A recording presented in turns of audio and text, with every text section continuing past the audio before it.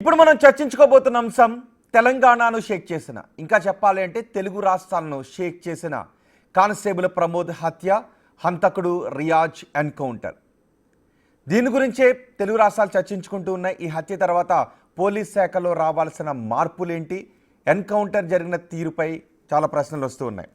నాగేశ్వర్ గారు, ఎన్కౌంటర్ తర్వాత పోలీస్ శాఖలో రావాల్సిన మార్పుల గురించి పెద్ద ఎత్తున చర్చ జరుగుతోంది. ఎందుకంటే కానిస్టేబుల్ ఒక్కరే అక్కడికి వెళ్ళటం, అక్కడ ఉన్న నిందితుడిని బైక్ పైన తీసుకువెళుతూ ఉండటం, ఆ క్రమంలో కానిస్టేబుల్ హత్యకు గురి కావడం, తర్వాత ఆ హంతకుడిని ఎన్కౌంటర్ చేయటం. దీంతో పోలీస్ శాఖలో రావాల్సిన ఏ మార్పులను సూచిస్తుంది ఈ ఘటన? అంటే డెఫినెట్గా ఒక క్రిమినల్ పట్టుకోవడానికి వెళ్ళినప్పుడు పోలీస్ ప్రిపేర్డ్గా ఉండాలనేది క్లియర్గా అర్థమవుతుంది. ఇప్పుడు మీరు చెప్పిన దాంట్లో కూడా వాళ్ళు ఆయుధాలు లేకుండా వెళ్ళారు పోలీసులు, అంటే చాలా అండర్ ఎస్టిమేట్ చేశారు క్రిమినల్ను అనేది క్లియర్గా అర్థమవుతుంది. తర్వాత ఈవెన్ అతన్ని అప్రిహెండ్ చేశాక, అరెస్ట్ చేశాక చెక్ కూడా చేసినట్టు ఉండరు. మీడియాలో వస్తున్న కథనాల ప్రకారం అతను అటాక్ చేయగలిగాడు అంటే అతన్ని ప్రాపర్గా చెక్ కూడా చేశారా అనేది. అంటే అక్కడ ఎక్కడో ఒక చోట కాస్త నెగ్లిజెన్స్ అనేది పెద్ద పదమే కావచ్చు, కానీ అప్రమత్తత లోపించింది అనేది క్లియర్గా అర్థమవుతుంది. తర్వాత దాన్ని కప్పిపుచ్చుకోవడానికి మరి జరిగే చర్యలు ఏంటి అనే చర్చ రావచ్చు. ఫండమెంటల్గా ఎన్కౌంటర్లను ఎవరము అంగీకరించలేము. ఒక రూల్ ఆఫ్ లా, చట్టబద్ధమైన పాలన ఉండాలి. అయితే ఏమవుతుంది అంటే, ఇప్పుడు మీకు మహిళలపై అత్యాచారాలు జరిగినప్పుడు, ఇలాంటి ఇన్సిడెంట్ జరిగినప్పుడు సివిల్ సొసైటీలో కూడా ఒక రకమైన రియాక్షన్ వస్తుంది. ఎందుకంటే మన దేశంలో క్రిమినల్ జస్టిస్ సిస్టమ్ చాలా ఆలస్యంగా శిక్షలు పడతాయి, తప్పించుకొని ఉంటారు, బెయిల్ మీద తిరుగుతుంటారు. ఇవన్నీ చూసినప్పుడు ఇన్స్టాంట్ జస్టిస్, తక్షణ న్యాయం కావాలి అన్న భావన ప్రజల్లోనూ సమాజంలోనూ పెరుగుతుంది. ఆ తక్షణ న్యాయాన్ని ఇచ్చి సాటిస్ఫై చేసే పని వ్యవస్థలు చేస్తుంటాయి. కానీ పరిష్కారం ఎప్పుడు తక్షణ ఇన్స్టాంట్ జస్టిస్ కాదు, స్పీడీ జస్టిస్ జరగాలి. స్పీడీ జస్టిస్ జరిగినప్పుడు సమాజంలో ఇన్స్టాంట్ జస్టిస్ కోసం డిమాండ్ రావడం సహజం. స్పీడీ జస్టిస్ ఇవ్వలేని వ్యవస్థ, స్పీడీ జస్టిస్ను అందించడంలో విఫలమైన వ్యవస్థలు ఏం చేస్తాయంటే తమ లోపాన్ని కప్పిపుచ్చుకోవటానికి ఇన్స్టాంట్ జస్టిస్ సొల్యూషన్గా చూపుతాయి. కానీ ఇన్స్టాంట్ జస్టిస్ సొల్యూషన్ కాదు. ఎందుకంటే ఎప్పుడు కూడా క్రైమ్స్ను కంట్రోల్ చేయాలి అంటే సిస్టమిక్ ఎఫర్ట్స్ ఉండాలి తప్ప ఈచ్ ఎపిసోడల్ ఎఫర్ట్ ఉండకూడదు. క్రైమ్ కానీ క్రిమినల్ కానీ, మరి ఓ క్రిమినల్ ఎందుకు అంత ఫ్రీగా తిరగలుగుతున్నాడు, క్రిమినల్ ఉండేటువంటి వివిధ వ్యవస్థలతో ఉండే నెక్సెస్ ఏంటి అనేది డైమెన్షన్. కానీ ఇప్పుడు కూడా ఎన్కౌంటర్ ప్రజల్లో ఉండే తక్షణమైన భావావేశాలకు సాటిస్ఫై చేయవచ్చేమో, కానీ అది ఎప్పుడు న్యాయమైంది కాదు. ఎందుకు న్యాయమైంది కాదంటే, ఒక్కసారి కనుక మన ఎన్కౌంటర్ లేకే అవకాశం ఇస్తే దెర్ ఇస్ ఎవ్రీ పాసిబిలిటీ. మన చట్టం ఏం చెప్తుందంటే 100 మంది నేరస్తులు తప్పించుకున్నా పర్వాలేదు, కానీ ఒక్క నిజాయితీ పరుడు శిక్ష పడకూడదని. రేపు నిజాయితీ పరుడు కూడా శిక్ష పడే ప్రమాదం కూడా ఉంటుంది. అందువల్ల డ్యూ ప్రాసెస్ ఆఫ్ లా అనేది ఉల్లంఘించే అధికారం లా ఎన్ఫోర్స్మెంట్ ఏజెన్సీస్ కూడా ఉండదు.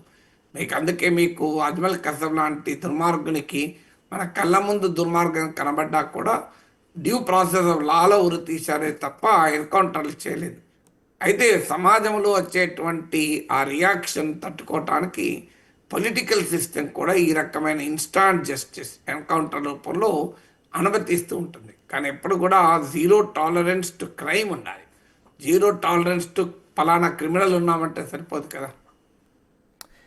అంటే ఇలాంటి ఎన్కౌంటర్లు జరిగినప్పుడు నిజంగానే ప్రజల నుంచి ఒక రకమైన మద్దతు కనిపిస్తూ ఉంటుంది. ఒకవేళ అలాంటి వాటిని ప్రోత్సహిస్తే మీరన్నట్టు చాలామంది అమాయకులు కూడా బలైపోయే అవకాశం ఉంటుంది. సో ఈ ఎన్కౌంటర్లపై ఎటువంటి విచారణ జరగాల్సిన అవసరం ఉంటుందంటారు? ఇప్పటికీ ఈ విషయంలో కూడా విచారణ జరుగుతోంది. అంటే కోర్టు జడ్జిమెంట్లు కూడా ఉన్నాయి. ప్రతి ఎన్కౌంటర్ను మర్డర్ కేసుగానే రిజిస్టర్ చేసి దానిపైన ఇన్వెస్టిగేషన్ చేయాలి అని. ఇప్పుడు పోలీస్ వ్యవస్థకు రాజ్యాంగము, చట్టము ఆయుధాలు ఇచ్చింది for to protect the law, to enforce the law. చట్టాన్ని అమలు చేయడానికి, ప్రజలకు రక్షణ భద్రత కల్పించడానికి ఇచ్చారు. అందువల్ల వారికి కూడా విశృంఖల అధికారం ఏమి ఉండదు. ఈవెన్ పోలీస్ అయినా ఎవరికైనా విశృంఖల అధికారం ఉండదు. అందువల్ల క్రైమ్ అనేది ఒక సిస్టమిక్ ఇష్యూగా చూడాలి. ఎందుకు క్రైమ్ జరుగుతుంది, దానికి ఉన్న సోషాలజీ ఏంటి, లాలో ఉండే లూప్ హోల్స్ ఏంటి, లా ఎన్ఫోర్స్మెంట్లో ఉండే అలసత్వం ఏంటి, వివిధ వ్యవస్థలు క్రిమినల్ పొలిటీషియన్ నెక్సెస్ ఉంటాయి, ఇందులో ఉందని నేను చెప్పడం లేదు. సో క్రిమినల్ బ్యూరోక్రాట్ నెక్సెస్ ఉంటాయి, ఇది ఎన్ఎన్ ఓరా కమిటీ చెప్పింది, దానికి కారణం ఏంటి. సో ఇలా కాంపిటెన్స్ ఆఫ్ పోలీస్ సిస్టమ్ ఏంటి, వాళ్ళకు ఉండేటువంటి ఇన్ఫ్రాస్ట్రక్చర్ ఏంటి, ఇలాంటి అనేక ఫ్యాక్టర్స్ ఉంటుంది క్రైమ్ విషయంలో. సో ఒక క్రైమ్ ఎందుకు జరుగుతుంది అనేది చాలా డెవలప్డ్ కంట్రీస్లో కూడా మీకు బిగ్ సిటీస్లో కూడా క్రైమ్ జరుగుతూ ఉంటుంది. సో క్రైమ్ను నియంత్రించడం అనేది ఎలా అనేది ఒక సిస్టమిక్ దృక్పథం ఉండాలి తప్ప మీకు ఇలా ఒకే ఇష్యూ వచ్చింది మేము ఎన్కౌంటర్ చేస్తాం నెక్స్ట్ ఏంటి వాట్. సో మీరు ఇప్పుడు అత్యాచారాల విషయంలో జరుగుతాయి, మీకు ఉరి తీసినాక ఎన్కౌంటర్ జరిగాక కూడా అత్యాచారాలు ఆగడం లేదు కదా. అంటే దానికి కారణం ఏంటి అంటే అంటే సిస్టము దేన్ని టార్గెట్ చేస్తుంది, ప్రజల్లో ఉండేటువంటి స్పీడీ జస్టిస్ రాకపోవడం, న్యాయం సరిగా అందకపోవడము, న్యాయ ప్రక్రియ క్రిమినల్ జస్టిస్ సిస్టమ్ సుదీర్ఘకాలం పట్టడం పైన ప్రజల్లో ఉండే ఆవేశాన్ని అడ్రస్ చేస్తుంది తప్ప సమస్యను అడ్రస్ చేయడం లేదు కదా. అందువల్ల మనం సమస్యను అడ్రస్ చేసి దిశగా పోలీస్ వ్యవస్థ వ్యవహరించాల్సి ఉంటుంది. ఎస్, మీరు అన్నట్టు స్పీడీ జస్టిస్ లేకపోవడానికి డిలేన్ జస్టిస్కి కారణాలు ఏంటి, దాన్ని అధిగమించాలంటే ఏం చేయాలి? అది చాలా పెద్ద టాపిక్, అది మనం 2 గంటలు మాట్లాడుకోవాల్సి ఉంటుంది.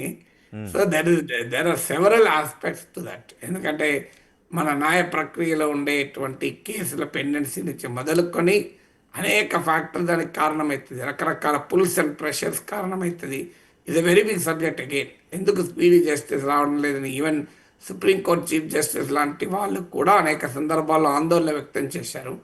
మన చట్టాల్లో ఉండేటువంటి లూప్ హోల్స్ను ఎలా ఉపయోగించుకుంటుంటారు వ్యవస్థలు, న్యాయ వ్యవస్థలో ఎందుకు చాలా డిలే అవుతుంది, హై ప్రొఫైల్ కేసులకు దొరికిన అటెన్షన్ సాధారణ కేసులకు దొరకకపోవడము, ఇన్వెస్టిగేటింగ్ ఏజెన్సీలకు సరైనటువంటి మ్యాన్ పవర్ లేకపోవడము, ఇన్వెస్టిగేషను లా అండ్ ఆర్డరు 2 పనులు మిక్సప్ అయి ఉండడము, ఇలాంటి అనేక ఫ్యాక్టర్స్ కారణమవుతాయి కదా.